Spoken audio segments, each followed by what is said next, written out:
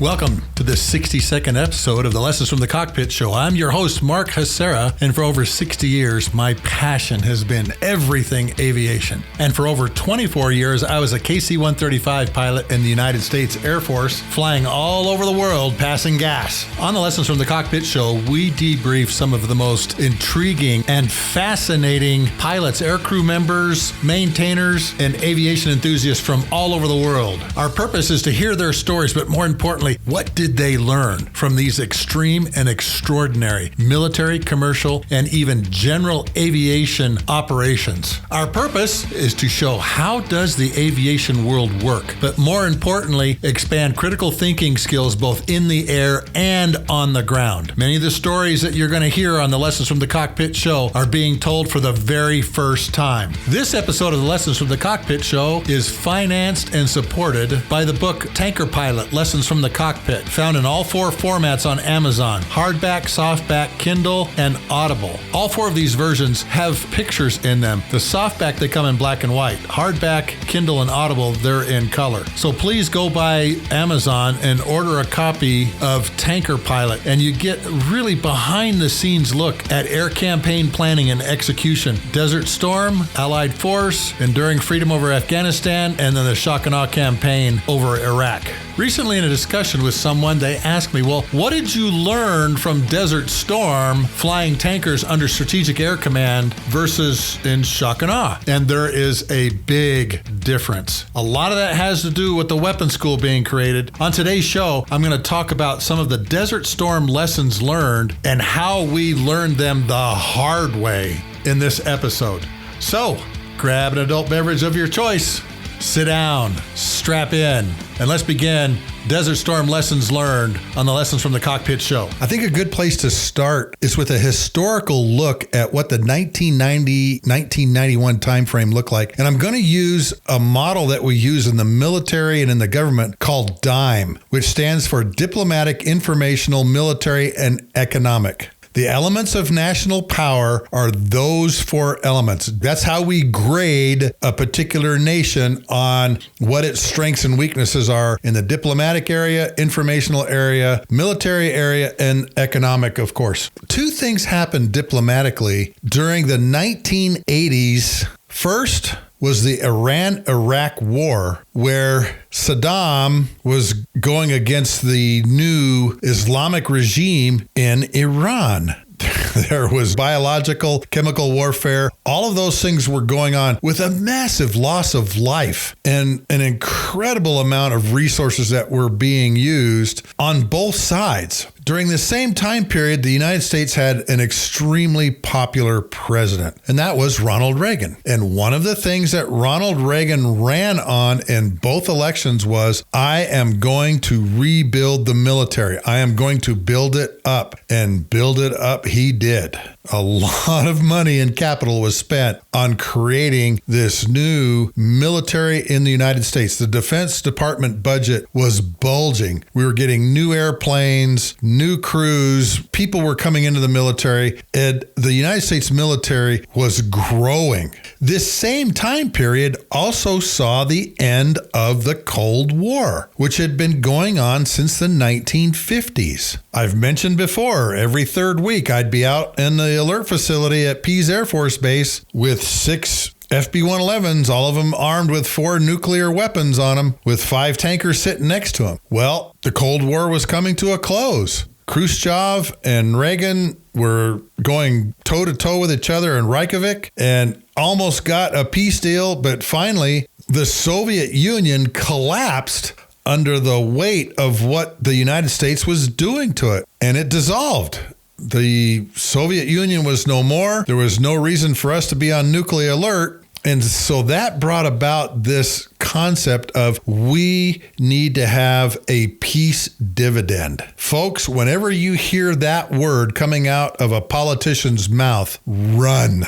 Because that means they are going to begin dismantling the military. And that was one of the things that in the diplomatic realm on Washington, D.C., hey, we don't need all these forces anymore. The Cold War is over. What happens when the Cold War is over? There's another war on the horizon because Saddam is saying Kuwait is the 19th province. They're slant drilling into Iraq, taking their oil. And by July of 1990, we are already getting intelligence that, hey, Saddam may invade Kuwait. And in fact, on August 2nd, Valerie, Rachel, and myself land in Okinawa, Japan, PCSing to Kadena Air Base. Now I'm in the 909th Air Refueling Squadron, part of the 376 Strategic Wing on Kadena Air Base. We get off the plane, and what do we see on CNN? Iraqi forces, tanks, and everything moving into Kuwait City. And there's nothing there to stop them. And as a matter of fact, if Saddam had wanted to turn south into the Saudi oil fields, there was really nothing there to stop him from doing it.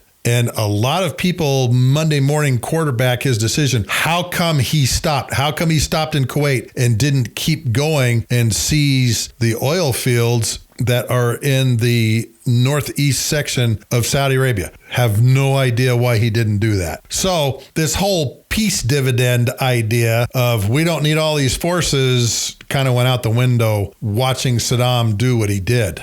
Here's another Middle East war that is now past the boiling point. And of course, the Saudis scared out of their minds that something's going to happen. And I think George Herbert Walker Bush, being the president at the time, is sharing intel with the Fahd family, telling them, hey, look, they may not stop in Kuwait. And he asks for American forces to come to Saudi Arabia to hopefully keep Saddam from going south into his country. That's the information of all the headlines. Saddam invades Kuwait. What's going to happen? Who's going to stop him? The royal Saudi family's asking for help. And this is splashed on all of the news wires everywhere. Val and I land in Kadena Air Base. We get off the Northwest Airlines 747, walk into the passenger terminal, and every monitor has CNN on and is showing Saddam's forces in Kuwait City. And I remember Val looking at me going, hey, you're not going to have to go to this, are you? And I'm going, no, we got so much to do over here. And with North Korea and China and everything, they'll never have us go over there for this kind of stuff. And boy, was I wrong about that.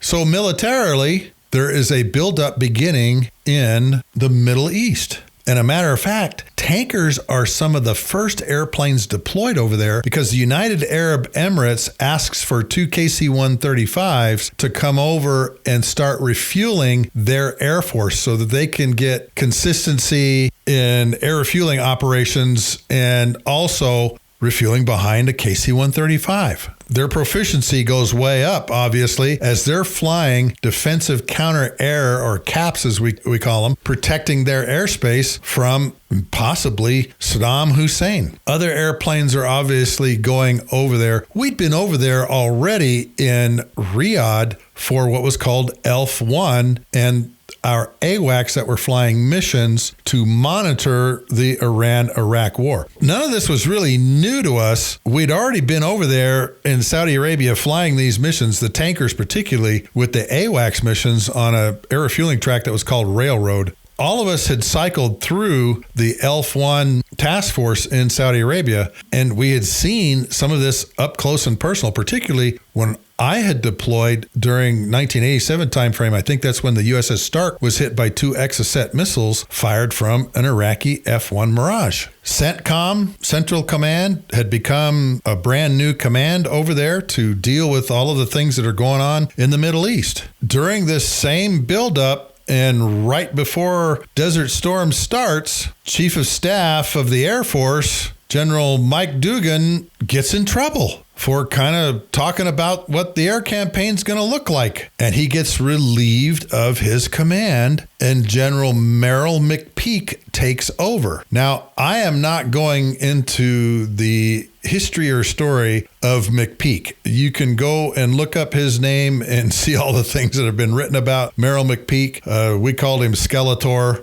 He runs the Air Force, though, during the Desert Storm War. And there's a new doctrinal concept that's coming out at the same time that's called the air-land battle. Air support will help foster and facilitate the land battle. And all of these things are being written about at all of the major service universities and how we're going to do all of this together. The air-land battle mix is at the forefront. The other thing that's at the forefront is a paper made into a book called The Air Campaign Planning for Combat by a colonel by the name of John Warden. He had written this, I think, as his paper when he was going through the Air War College at Maxwell. And that became a very popular book where he talks about, hey, you got to establish air superiority first. Here's how you do strategic bombing and all these different things. Really good book, really informative. And that had been out on the shelves, I think, for about a year or so. And John Warden becomes a very big player in the air campaign because he is at Checkmate and he's the guy that's helping create the air campaign, and Horner doesn't like what he hears coming out of his mouth. And I think that's where Lieutenant Colonel Dave Deptula comes over and kind of starts running the show based on the concepts that are taught by John Warden. There's some kind of personality clash between Colonel Warden and General Horner. If you go and search the, I think it was called Instant Thunder Plan or something like that, a bunch of articles will come up that talk about what happened in those briefs with John Warden and General Horner, and talking about how they both envision the air campaign going. Lastly, economically, George Herbert Walker Bush, famous line, no new taxes, no new taxes. Economy's running pretty good. He's talking about he's not going to do any new taxes on anybody. Reagan had given a big tax break to the middle class. Diplomatically, informationally, militarily, and economically, that's kind of where we're at the beginning of what would soon become Desert Shield and the buildup of the Gulf War. I came back from flying a mission, about the first week of January, and Lieutenant Colonel D. Wright, who was one of the planners, tanker planners at Jeddah, says, "Come with me, Captain." I follow him into our skiff, and he hands me a folder with a top secret cover sheet on it, smiles, and says, "Read." Just one word, read. And I open it up, and it is the Desert Storm Air Campaign Execution Order from General Horner. And it basically said, to all units, implement Wolfpack. Good luck and good hunting.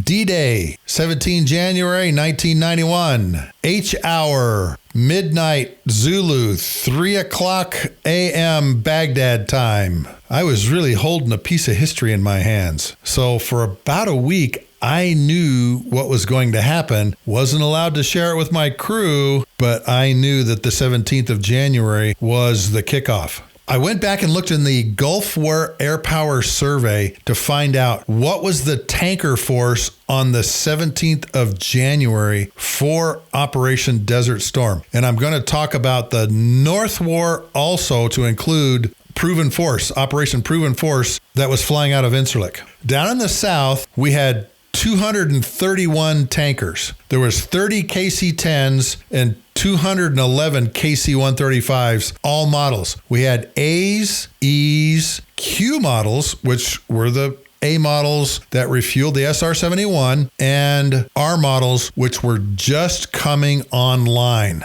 The R models had a significant improvement in range and offload capability over the A's, E's, and Q's.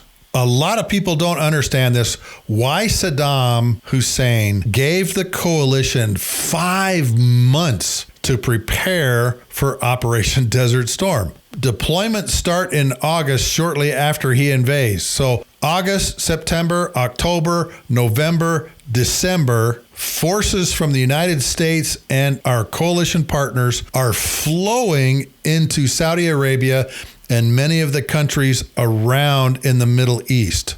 I had told Valerie I didn't think we were going.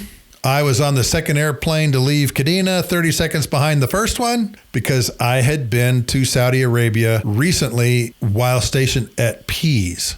My crew ended up being the second airplane to leave Kadena for King Khalid International Airport in Riyadh. And I'll talk about why tankers were put there here in just a few minutes when I talk about some of these lessons learned. I got there on the 1st of November. So my crew by the 17th of January was very proficient. We had been there quite a long time. Other crews were still showing up from other bases around the United States. But during Desert Shield, we had already flown 16,643 sorties by the 17th of January, serviced 32,511 receivers, and already had offloaded 427 million pounds of gas before the 17 January D-Day H-hour kickoff of Operation Desert Storm. The Turks had given the coalition, and particularly United States Air Forces Europe, permission to bring forces in there after the 17 January start of Desert Storm.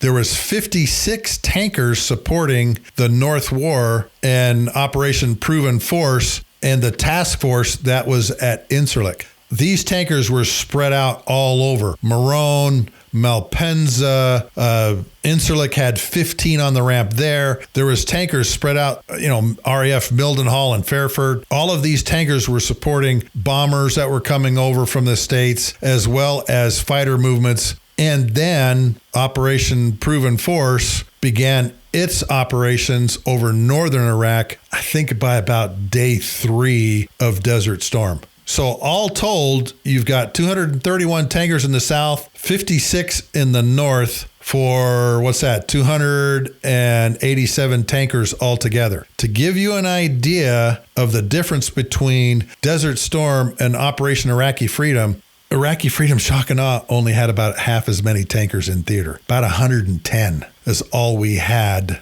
And we still offloaded 417 million pounds of gas in 27 days. That just gives you kind of a quick look at the history, diplomatically, informationally, military, and economically, of 6 months in 1990 leading up to that 17 January 1991 kickoff of Operation Desert Storm. And I've mentioned before, even had John Boy on, I was refueling the first Weasel package going into Baghdad. That night, we were called Tuna. Jeddah A models had the call sign Tuna. We're all named after fish. And my crew offloaded, I think, about 85,000 pounds into Coors 3.1 through 3.4 and Drill 7.1, the EF-111 Spark Vark that was supporting the Weasel package going into Baghdad to take down the integrated air defense system. There's the framework. There's kind of the historical framework of what's about to happen. Emotionally, the first night, that 17 January sortie, I saw the elephant for the first time, as they say, and you're scared. You're doing something really new.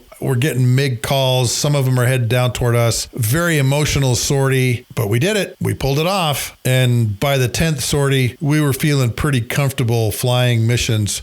Day 4 of the war, we were flying in Iraq. By day 10, on the 27th of January, we had air refueling anchor areas inside Iraqi airspace that KC-10s were going to, and subsequently the KC-135s, which I'll talk about here in a minute.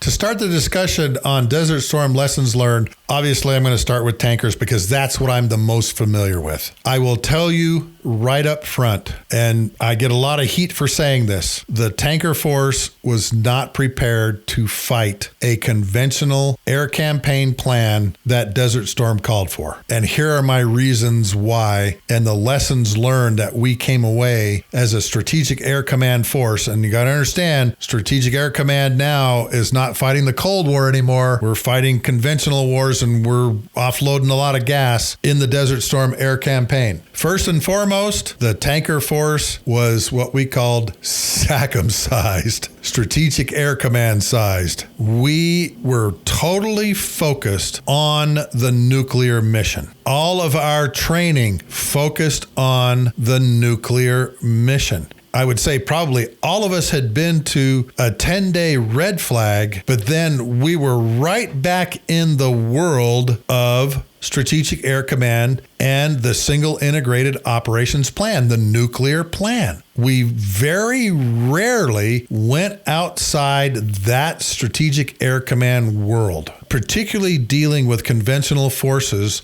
Large force exercises, yes, we did those. Participated in even international large force exercises. But whenever we came home, we trained to the Strategic Air Command mission. And I will venture to say most of us knew that was a plan that we would probably never do.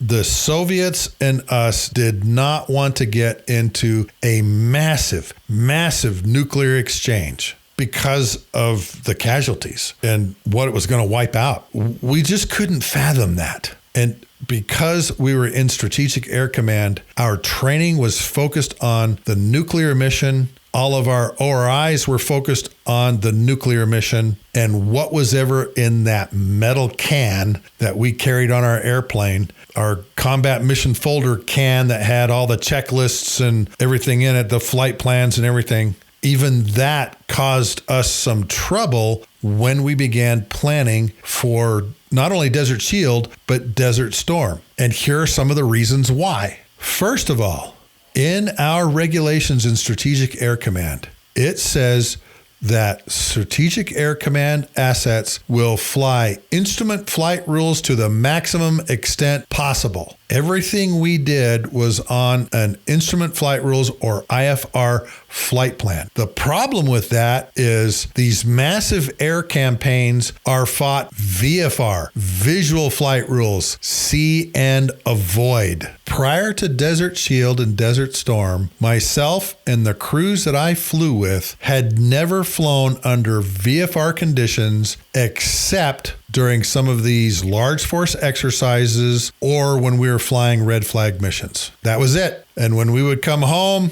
it was back to IFR rules. Even when we were flying ACE in the T-37s, the Accelerated Co-Pilot Enrichment, that was giving us as co-pilots more experience in airplanes, we flew even those missions predominantly instrument flight rules. Now, when I was flying ACE, I said to the instructors from Vance, hey, let's make a VFR canned flight plan that we can fly up to the White Mountains that takes us over all the lakes and over all the ski resorts. And we use that VFR flight plan to check out during the summertime which lakes were busy and which weren't, with water skiers. And during the wintertime, which of the ski resorts were busy and were not busy. And that VFR canned flight plan, I think we went all the way into Vermont. And it was a fun flight plan to follow in the T-37 because we were down low, flying VFR hemispheric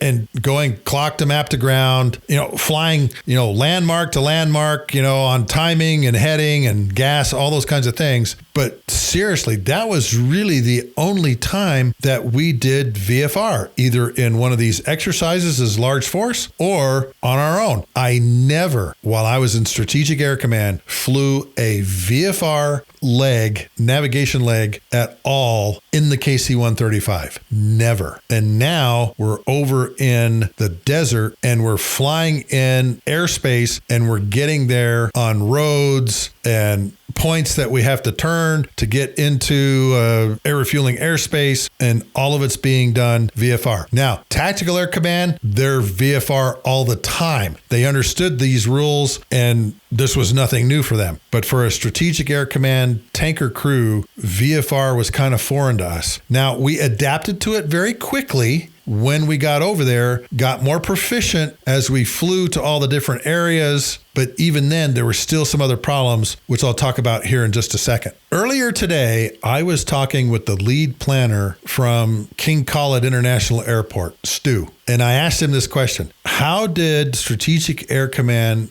do its flight planning? Was it based on indicated? He goes, no, all of it was true airspeed. Strategic Air Command did all of its flight planning, all of its timing based on true airspeed. The navigators used true all the time. In the fighter world and the bomber world, when you're flying VFR, they use ground speed. Now, the difference between the two isn't very much, but it's enough to throw your timing off real quickly. Let's define the difference. True airspeed is simply the speed at which an aircraft is moving relative to the air it is flying in.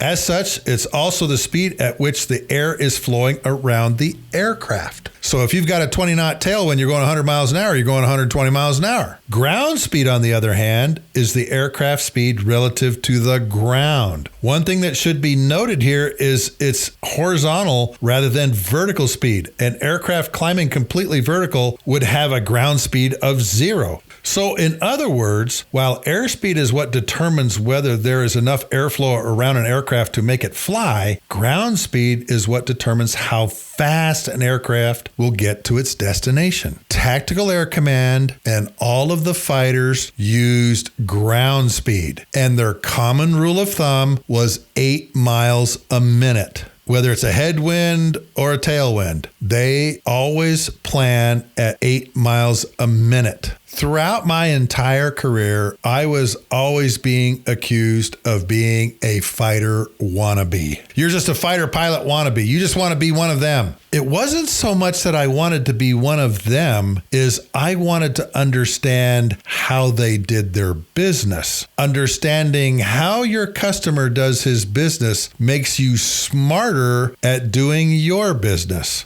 Everybody that's out there in any kind of business understands, what are your customers' requirements? Well, if my customers' requirements are to maintain 8 miles a minute ground speed, then that's something important that I need to remember and that I need to plan on. I kind of took being a fighter pilot wannabe in stride because I wanted to learn how to service my customer better. And I understood this when I got to Kadena dealing with the F-15 bubbas there, because they dealt with ground speed in all of their mission planning. A couple days before the opening of Deseet Stomr, I found the phone number for the 561st Tactical Fighter Squadron, the Wild Weasel F-4G squadron that we were going to refuel. And fortunately for me, I got the mission commander, Lieutenant Colonel John Boy Walton, on the phone. And I said, "Hey, Colonel, I just want to coordinate with you so that we are all on the same sheet of music." And that sheet of music meant we were going to fly his ground speed instead of the circumcised true airspeed that we were used to dealing with. And he gave us all of his timing based on ground speed, what ground speed he was going to fly. All of those things became very important in our mission planning. We made a second phone call with him, I think a day later, just to finalize everything. And Kevin, my navigator, spent most of the time on the phone with him going through all the mission planning factors so that when it came time to do this, because we're going to do it calm out, so we didn't have to talk about anything, we knew what his requirements were, and they were flying ground speed, which we did also. Normally, we refuel at 315 knots, but during our mission to refuel Coors and to lead that Weasel package, we were flying John Boy's ground speed. And of course, it worked just like it was supposed to. The next issue we had in tankers was also a mission planning factor issue. Strategic Air Command had done all of the mission planning for us. In our big aluminum cans, the combat mission folders, the CMF cans, all of the mission timing and everything had pretty much been worked out. We had to add the winds and everything to get our true airspeed, of course, and do some of the timing. But everything was pretty much inside that big aluminum can. Tactical Air Command and Air Campaigns, the sheet music for it is called an Air Tasking Order. Strategic Air Command tanker planners, very few of us knew how to read that sheet music called an ATO. The ATO specifies what airplanes are flying the mission, what weapons loads they're going to have on the airplane, what their target is, what their target TOT is, time over target is, who's going to refuel them. All of these things are in this sheet music called an Air Tasking Order, and it's very abbreviated. Along with the Air Tasking Order also comes the Airspace Control Order, which I'll talk to next.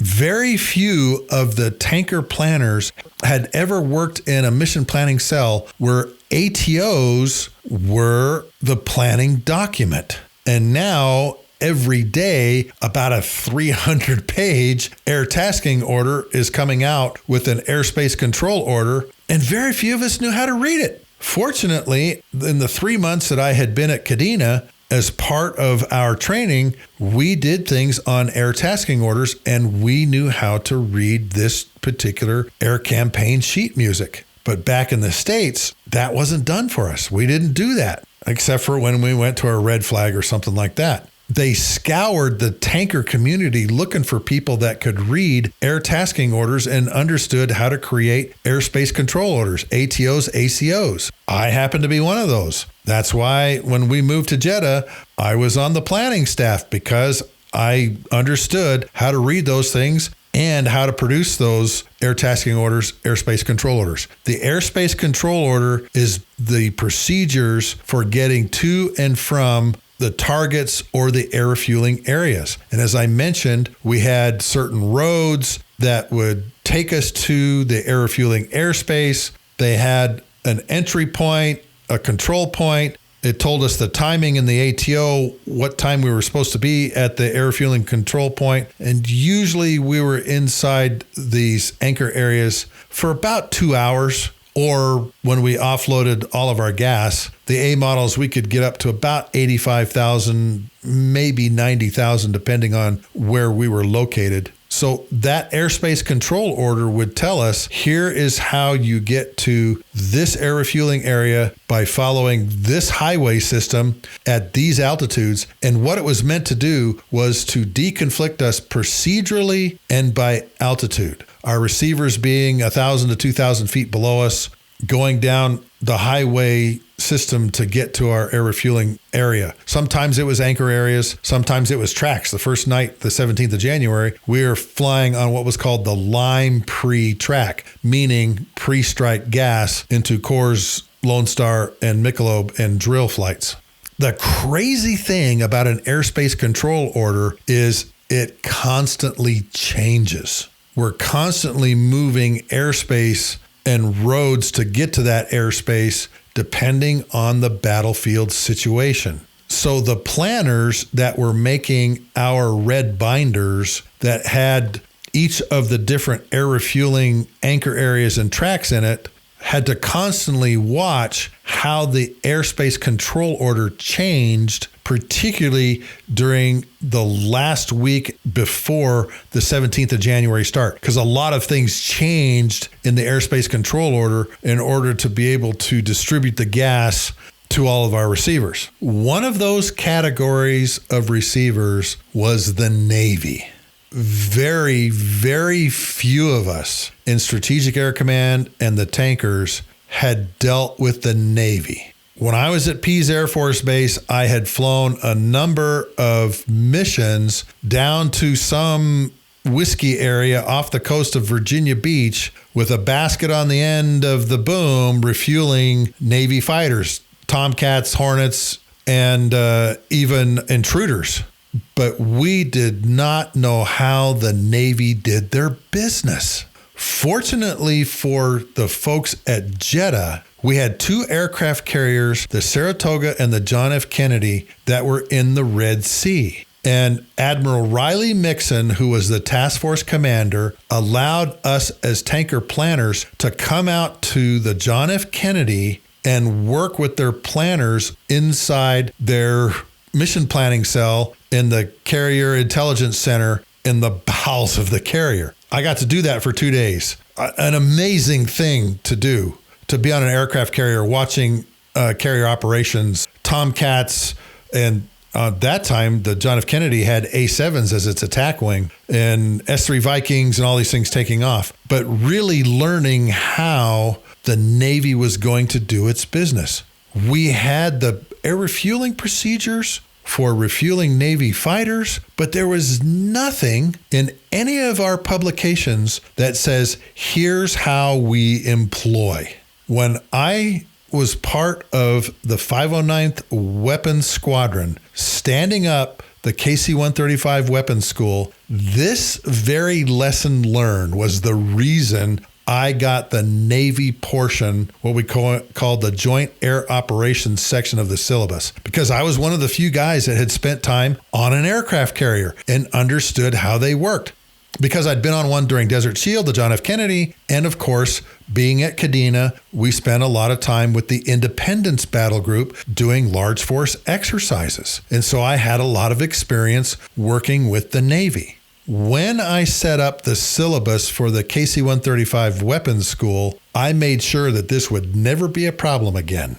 I went to Fallon and talked to the Naval Strike and Air Warfare Center and what they called the SLATS program, and of course, Top Gun. And fortunately, they were just taking what they called their TAC memo and making it into a publication called the Naval Strike and Air Warfare Manual. Everything that you needed to plan long-range strike missions or to plan for the defense of the carrier battle group, all of it was in that one manual. And that is the manual that I taught out of. And man, did I get a lot of heat for that.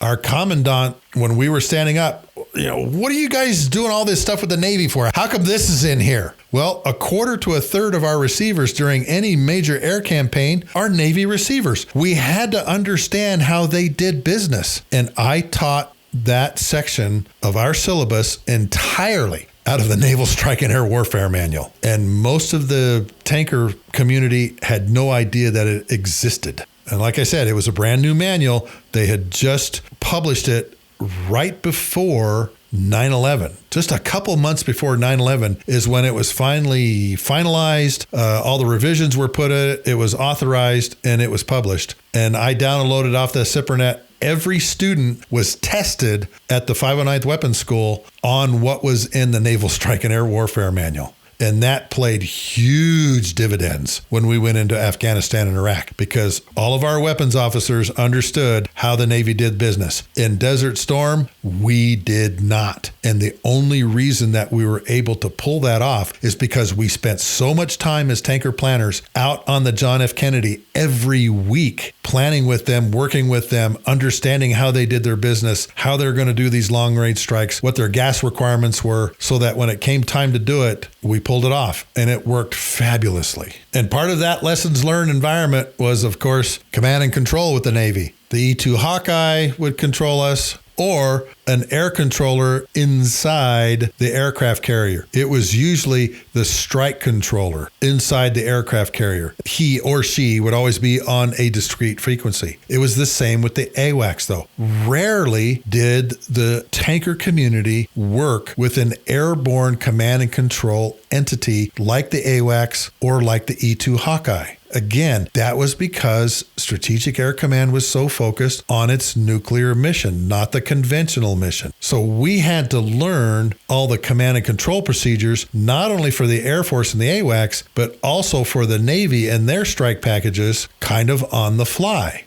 This is where the relationship that we developed with the Navy strike planners and their command and control agencies on the carrier in the E-2 Hawkeye became so important. These trips out to the aircraft carrier, these are the things that we coordinated with them. But the only time that I worked with our Air Force Airborne Warning and Control System E-3 AWACS was at a red flag or some large force exercise on the Korean Peninsula or in PACAF, where you had a lot of tactical fighters that were doing their thing. Well, now the AWACS is going to provide threat warning and battle management to the tankers, and we haven't dealt with them a lot.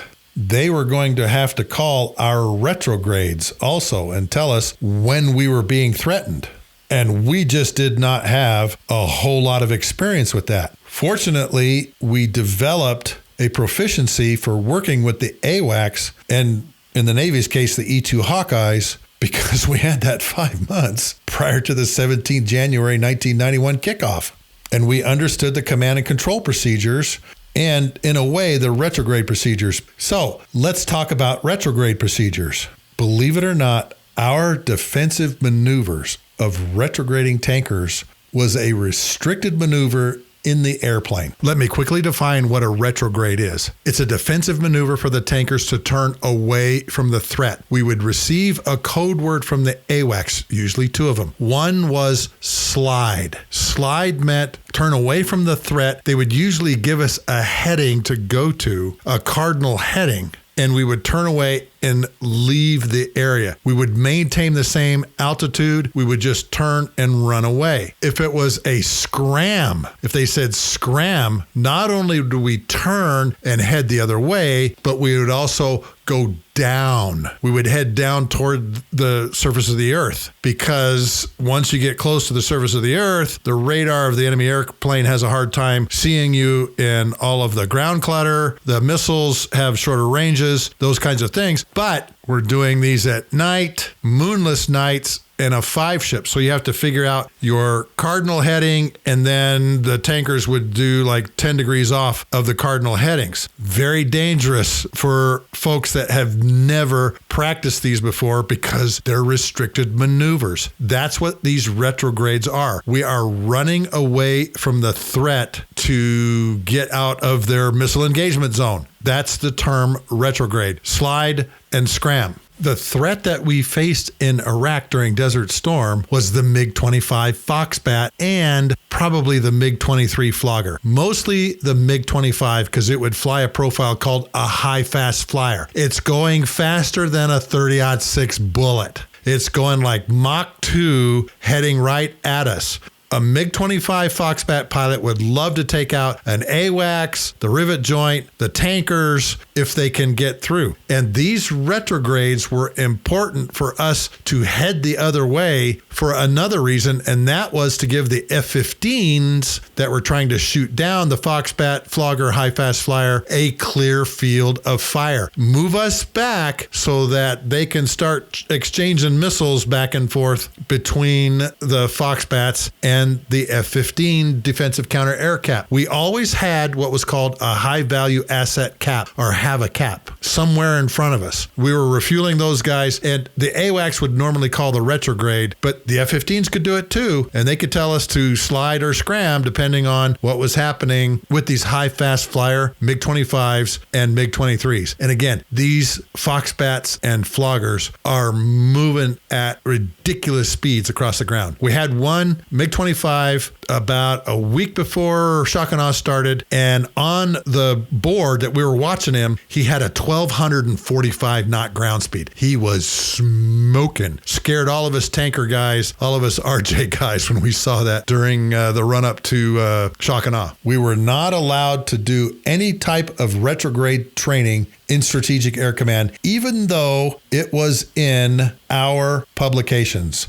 our SAC Tactics Manual. Of course, that all changed when we stood up the weapons school. But seriously, folks, we worked out procedures and we talked about the procedures, but none of us had ever performed a retrograde from a high-speed threat like a Foxbat, which Saddam had many of them, and none of us knew how to do it. And here we are having to do it possibly on the 17th of January, a moonless night, flying as a 3-ship of tankers. How are we going to do that retrograde? We didn't know. None of us had ever done it before. The AWACS would tell us, hey, you guys need to scram and retrograde. And when they call out the word scram, that means turn around and dive toward the desert on a moonless night. Okay. So we would kind of commit suicide to keep from getting killed because none of us had ever done retrograde training. And we had the opportunity to change that in standing up the KC-135 Weapons School. I will tell you that I had a safety officer in AMC that told me, if you do this kind of training, you're going to kill people. And I kind of went, what? What are you talking about? This is something that's been in our tactics manuals forever. And what I'm saying also is we had immature defensive tactics that we were going to have to do for the very first time under combat conditions, possibly at night on a moonless night. That's how crazy this was. And the 509th Weapons School, its design was to change that. And fortunately, we did it with the GCI controllers, Bigfoot, up at the Western Air Defense Sector, with F-15s out of Portland defending us, calling out the retrogrades to us to slide or scram. And believe it or not, the Navy Top Gun aggressor guys were the Red Force. And we do this off the coast of Oregon and Washington. It was really great training. But we didn't have that until 2000. And here we are, 1991, and we don't have any retrograde training. And how do you retrograde a 5-ship of tankers at night on a moonless night over a desert? We talked about a good game plan, but none of us had ever flown any any of those type of maneuvers in the airplane because they were restricted maneuvers. SAC wanted to make sure that nobody got hurt, and so none of us had done any of those things in the airplane. Here was another thing that we were restricted from doing under Strategic Air Command rules that we did all the time during Desert Storm, and that was called mid-mission join-ups. And what I mean by that is they would take tankers from one air refueling area and move them into a formation with other tankers. That was strictly verboten under Strategic Air Command rules back in the States. We were never allowed to do mid-mission join-ups, and the reason for it was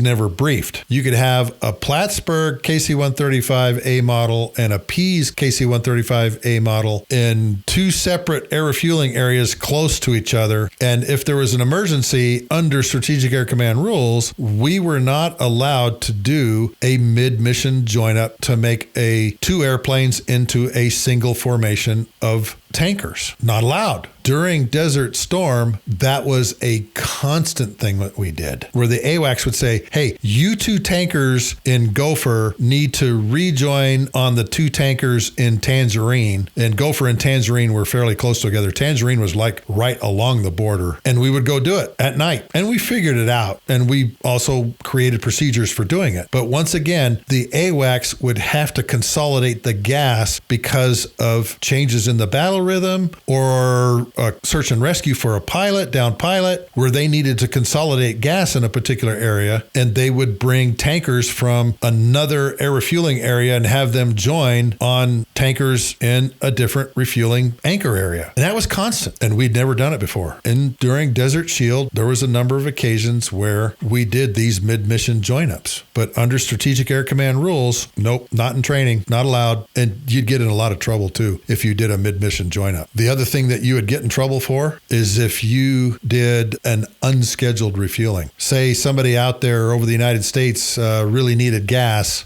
you could get in a lot of trouble for raising your hand to air traffic control saying, hey, I'm real close to that guy and I can refuel him. Or if you're in an anchor area and some fighters happen to be around, if they weren't on your schedule, you were not allowed to refuel them under any circumstances. Bootleg refueling was the term that we use for this. Now, here's the crazy thing. When you went to Europe or you went to the Pacific, bootleg unscheduled refueling was the norm, okay? Happened all the time. And I'll never forget being in one of the German air refueling tracks in the central portion of West Germany. I think it was Sandy Anchor. And I had F4s from Spangdahlem on the boom. I had Bitburg F-15s a mile behind them waiting to get on the boom. And I had F-111s a mile behind the F-15s waiting to get on the boom also. Because we were flying at night, and getting night currency and night contacts was a very difficult thing to do. But in United States Air Force Europe and Pacific Air Forces, bootleg refueling happened all the time. And you really had to watch what you were doing. Because of course the fighter guys would come up, hey, can you give us 2,000 pounds, please? You had to save enough gas to give to your primary receivers, but that left a little bit that you could give to other folks. But getting those night contacts in USAFE was really, really hard to do. And here we were, a tanker over Western Germany flying at night, and all of these airplanes lined up behind us. That was illegal in the States. We would get in a lot of trouble if we did bootleg unscheduled refueling. During Desert Storm, that happened all the time. I remember one night as a 3-ship in a post-strike air refueling area, we were waiting for our receivers to come up. None of them showed. One F-111 showed up to get post-strike gas, got it from us, but we waited for almost 3 hours. And I understand after we left, the other 2-ship got some F-15s and some other airplanes that came up, F-4G Wild Weasels, all of it unscheduled, but that's the way that we had to spread the gas. Very few air crews were qualified to refuel the F-117 when we first showed up at King Khalid. I was fortunate in that my co-pilot and my navigator had come from a base in California that had refueled the F-117. The unclassified nickname for the refueling program for the F-117 was called Busy Spartan. And that Busy Spartan program, of course, came with the airplanes over to Saudi Arabia. Now, a lot of the crews ended up having to get qualified to refuel the F-117 in theater. At first, it was all A models out of Riyadh. But as the F-117 gas requirements approached, and I think in some cases went over 90,000 pounds to refuel a 4-ship of F-117s, the A models didn't have that capability. So they moved all of the R models from Jeddah into King Khalid, and all the A models went to King Abdulaziz in Jeddah. That was the big swap we made in December for A's and R's at those bases. And it was based on having to refuel the F-117s during the war. But not a lot of crews, when they came over, had been qualified to refuel the airplane. Now, the qualification didn't take very long. You watched a crew refuel the F-117, and then another qualified crew would watch you refuel the F-117. And then there was a special letter that was put in your folder saying that you're now F-117 qualified. But again, we showed up and we didn't have enough crews to refuel the F-117s, and they had to go out and create this air refueling schedule and program in order to refuel the stealth jets in their primary mission of going downtown Baghdad. And I'll always remember the first night I did F-117, it was surreal. Seeing that airplane out there on the wing, 1 o'clock in the morning, it was just surreal seeing them. And watching the air refueling receptacle roll over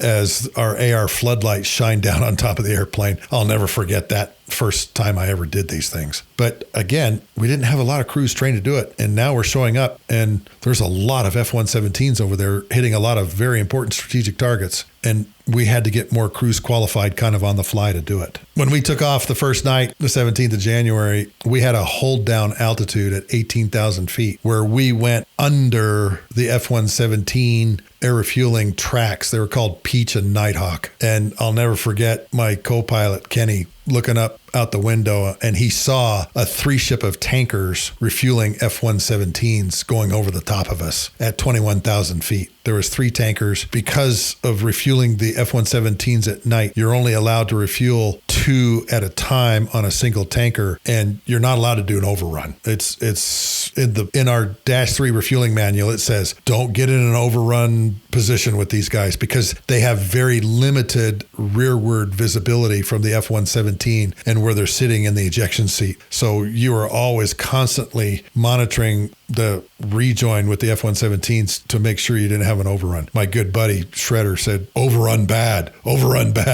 Well, because you can't see the tanker when you go by it. But we got really proficient at doing it, and then the R models did too. But I'll just remember looking up and seeing the flashing lights of the 3 tankers on the Nighthawk track and knowing that there was 2 F-117s, 6 F-117s on them heading up north. And I believe that was the package that went in, hit all the sector operations centers. The very, very first bombs of Desert Storm were dropped by these F-117s on all of the command and control sector operations centers and destroying them. By day 10 of Desert Storm, on I think it was the 27th of January, and I'll have to look this up in the Gulf War Air Power Survey because that's where I got this note. KC-10s and subsequently KC-135s were operating inside Iraqi airspace. The 2 air refueling areas were called Strawberry and Bear. Strawberry was southeast of Baghdad, and Bear was out by the H-3 airfields. These 2 air refueling anchor areas were built entirely for F-15s and F-14s to stop the flow of Iraqi fighters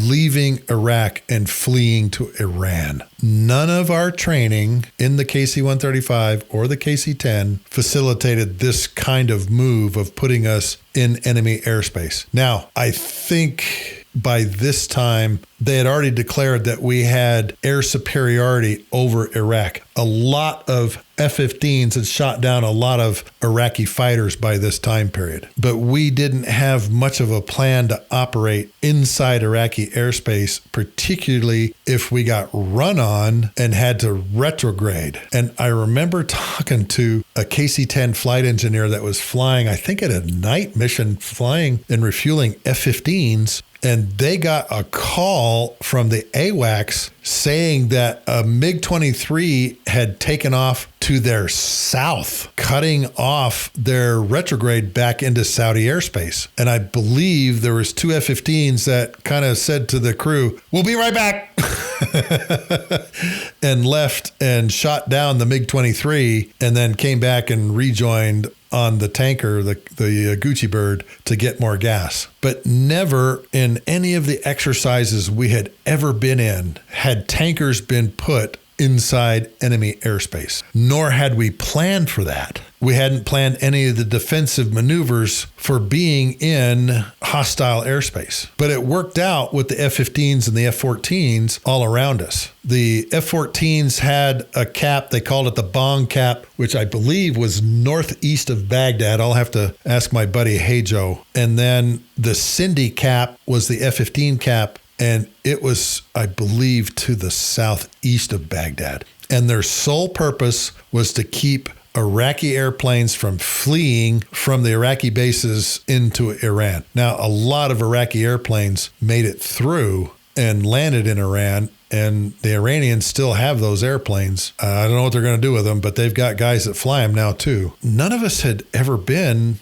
on the other side of the border, any exercise, under any condition. And here we are, refueling these F-14 and F-15 caps about a good 30 miles inside Iraqi airspace on both sides, Strawberry and Bear. Matter of fact, I think Strawberry was really close to the southeast bullseye that I believe was called Sprite. It was Pepsi, Coke, and Sprite. Pepsi was H2 Airfield, Coke was the island in the middle of Tharthar Lake, and Sprite was, I believe, Jalaba Airfield. In the opening of the war, they were named something different. Manny was the bullseye name for the island in Tharthar Lake. I can't remember the other two off the top of my head. But this was a little scary when we first started doing this because tankers were inside Iraqi airspace, and a typical tanker crew doesn't have a real understanding of how F-15s do their mission and how they would defend us. We would expect the AWACS or the F-15s to call us to retrograde, but again, no retrograde training. But here we are in Iraqi airspace, and it was the right thing to do, don't get me wrong, because of the number of airplanes that were fleeing into Iran that we were able to cut off. Colonel Randy Bigham tells a funny story about that when he and his Bitburg folks were in the Cindy cap waiting for the MiGs to come by. They're kind of just up there like lollygagging like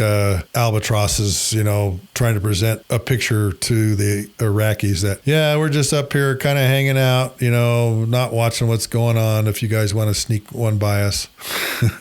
And I think one did try to get out, but weren't able to get to it. There's one item in the Gulf War Air Power Survey talking about the Desert Storm campaign that we had to go to and put in the back of our minds when we were doing the Shock and Awe campaign. We kept all 5 volumes of the Gulf War Air Power Survey on a shelf, I think over Wayno at his desk, because we knew that we were going to run into a lot of the same issues. And one of those issues was the Gulf War Air Power Survey told us that Bahrain, Qatar, and the United Arab Emirates became oil importers during Desert Storm. We were using so much jet fuel in Bahrain, Qatar, and the UAE that they couldn't produce enough gas to keep up with the demand. And so what they did was bring in some of these very large super carriers full of fuel. We were using so much gas with, 280 tankers that we ran 3 countries out of gas. And it's right there in the Gulf War Air Power Survey. It says, like if we ever do this again over here, remember Bahrain, Qatar, and UAE had to import gas because they couldn't produce the amount of gas we were using at the bases. And I remember reading that in the months leading up to Operation Iraqi Freedom and the Shock and Awe campaign. And sure enough, the UAE wasn't capable of refining the amount of gas that we were going to need at Al Dhafra. I remember showing Colonel Jones, hey, look, these three countries became oil importers during Desert Storm. And he looked at me like, wait, what, Sluggo? And I go, yeah, here it is, right in the Gulf War Air Power Survey. Because Al Dhafra and Al Minhad in UAE had massive amounts of airplanes. I saw in the Gulf War Air Power Survey, there was 160 F-16s deployed for Desert Storm. And obviously they're going to need a lot of gas. During the Shock and Awe campaign, about halfway into it, they had to send a requisition to the defense fuel folks asking to bring in a very large crude carrier filled with JP5 and dock it at the United Arab Emirates. And they pumped it straight to Al Dhafra. We had 20 KC-10s on the ramp that were flying 38 missions, and they were taking off with 320,000 pound fuel loads. That's a lot of frickin' gas. Just so you understand, that equates to 12,160,056 pounds of jet fuel just to keep the 38 KC-10 missions going. Last lesson learned for tankers. If you're going to fly a lot of tankers using a lot of gas, you can only do it from prepared military airfields or international airports. That is why a lot of the tanker operations where you had most of the tankers based at Jeddah or Riyadh at King Khalid. The great thing about Jeddah is it had its own refinery. Jeddah will never run out of gas. King Abdulaziz International Airport will never run out of gas because of the Hajj. So when it came time to bed down tankers throughout the Middle East, particularly for Shock and Awe, we had to look for prepared military airfields or international airports, and we were told Jeddah and Dhahran would not be on that list, which is why Prince Sultan had the most tankers flying out of that base because it had a lot of gas there. And when I mean prepared military airfields, I'm talking about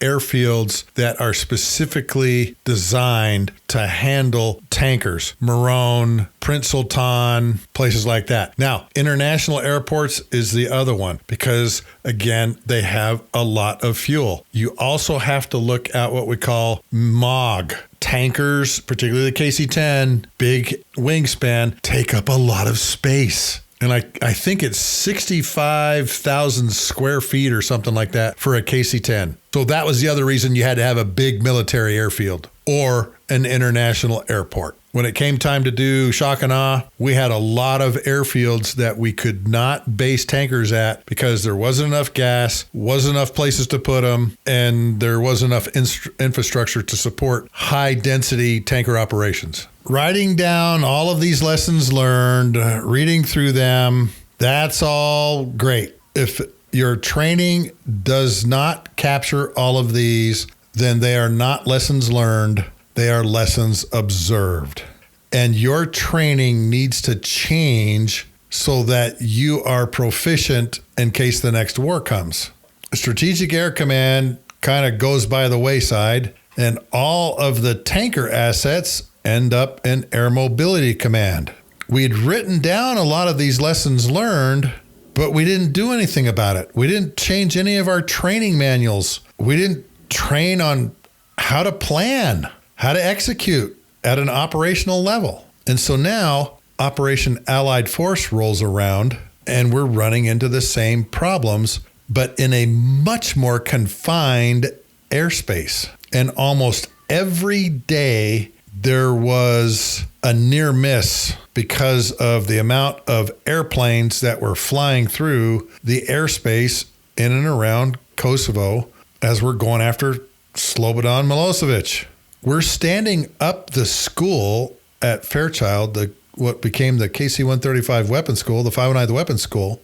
4 of us got orders to deploy over to Operation Allied Force. 2 of us went to the KAOC at Vicenza. And of course, we had all of this planning experience, but 2 of the cadre ended up at, I think, Marone and Monte Marsan. And I was finally able to convince the powers that be at the Vicenza Cayock, all 4 of us need to be here or wherever they're doing, heavy mission planning. I ended up going out to Aviano to the wingtip to help out there. Everything that we were teaching in the syllabus for the KC-135 Weapons School was validated during Operation Allied Force, but we still hadn't learned our lesson. We still had people that didn't know how to read air tasking orders. We still had people that didn't know how to construct an air refueling system of airways and anchor areas and tracks to put in an airspace control order. And so it fell on us to kind of train people there on how to do it. Well, finally, the weapons school has its first and second class go through, and then 9/11 happens. And then Operation Enduring Freedom starts in October 2001.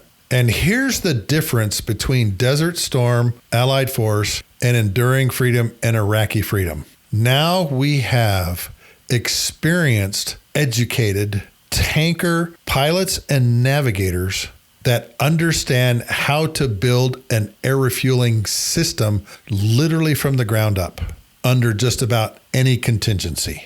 We're always looking for effectiveness and efficiency. I feel during Enduring Freedom, we were both very effective and very efficient. During Operation Iraqi Freedom in the Shock and Awe campaign, I feel that we were effective and efficient, although we only had half as many tankers. But at least we had 4 classes that had gone through our weapons school and were extremely experienced and educated on how to run high volume tanker operations. And it was all based on the Desert Storm lessons learned. We all look back at what went on during Desert Storm and said, our school has to educate and train tanker people to set up, plan, and run a massive tanker operation. And we have to make our money at the operational level. We knew that we wouldn't do it at the base level. It had to be done at the Air Operations Center, because that's really where we make our money. If we can get all of the initial planning and airspace tight, then at the unit level, it will go a lot smoother. And Afghanistan and Iraq prove that. So all of these lessons learned from Desert Storm were really the baseline for building our syllabus for what has now become the 509th Weapons Squadron, part of the United States Air Force Weapons School. The school's been going for 22 years now, and I think we're at like 220 grads, which is a real testament to what we did. And I understand about 80% of the syllabus has a lot of the original stuff that we created back in 2000. Now, I don't know why I didn't think of this. For the Navy portion of our syllabus, when I was teaching it, we would go down to Coronado Island in San Diego. We would tour the Air Operations Center afloat ship, the USS Coronado, and then go on a cruiser in the afternoon and hear from their staff on how they would run the battle space for Navy operations. And then we'd put our bags on board an aircraft carrier and usually the next morning go out to sea for at least 2 days to watch carrier operations, which was really fun and is why I've got so many cats and traps. But now I understand they go to Hawaii and do that portion of the syllabus over there, getting briefings from the Navy folks there at Pearl Harbor. And they also do an exercise with the C-17s and the F-22s and the Hawaii Air National Guard. So those lessons learned during Allied Force didn't get implemented. And God bless General John Jumper. One of the things that he did after Allied Force was bring a bunch of folks together at Nellis Air Force Base. And for 2 weeks, we sat down and wrote down all of our lessons learned from Allied Force. And I was part of the tanker section and got to write a lot of these things down. And of course, a lot of them were what we had come up with. And a lot of the lessons learned were lessons observed from Desert Storm, but at least we had them codified in one document that people could read. And our syllabus, we created our weapons school syllabus based on all those lessons learned. I hope you've enjoyed episode 62 of the Lessons from the Cockpit show as I discussed the Desert Storm lessons learned. In the next episode, maybe 2 episodes, I'm going to go through some other lessons learned from Desert Storm that deal with the fighters, the bombers, and of course, the stealth fighters, the Tomahawk land attack missiles. First time we've ever used them in combat. This episode of the Lessons from the Cockpit show is supported by the book Tanker Pilot, Lessons from the Cockpit, found in all 4 formats on Amazon. Hardback, softback, Kindle, and Audible. The softback version has the 32 pictures in black and white. All the others are in color, just to give you a warning. I want all of you to go to Amazon and buy a copy or 2 of Tanker Pilot, Lessons from the Cockpit, and enjoy reading about the behind the scenes things that go on, not just for tankers, but in major air campaigns. And there's even a chapter in the book on nuclear operations. It's chapter 2 called Klaxon, Klaxon, Klaxon. The first chapter is called Drinks for Poobah's Party and talks about the Desert Storm air campaign and the opening night when we were refueling Coors, Lone Star, and Michelob. All the weasels were named after beer. This and previous episodes of the Lessons from the Cockpit show can be found on my website, markhasara.com, under the podcast pull-down box. Please go by, download some of these episodes. I try to keep all of my episodes to about an hour and 15 minutes so that you can listen to them during a commute. I really appreciate those of you that have subscribed. Please go by and subscribe. We're over 16,000 downloads now with 62 episodes, so we're moving in the right direction. Also, TikTok, I'm at Lieutenant Colonel Mark Hasara. On Instagram, Tanker Pilots, and then of course on YouTube at Mark Hasara. Look forward to talking to you next week. Please go buy a book or 2 and tune in to my TikTok, Instagram, or YouTube and see some of the really cool videos that I've dropped there. I had one recently that went over 3 million views on TikTok. I have one that has 11.4 million views. A drone dropping a grenade in the hatch of a tank. Crazy things that are happening with drones. Thanks again, folks. Have a great week, and we'll talk to you next week on the Lessons from the Cockpit show.